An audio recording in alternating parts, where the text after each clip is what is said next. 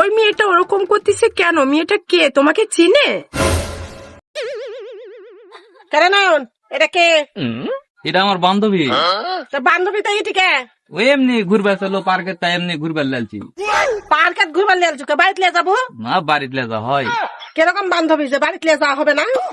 কিরকম বান্ধবী মানে? ঘনিষ্ঠ বান্ধবী। আপনি এরকম করে কথা কেন বলতেছেন? ঘনিষ্ঠ বান্ধবী মানে তুমি জানো না বউ শালাচ্ছা?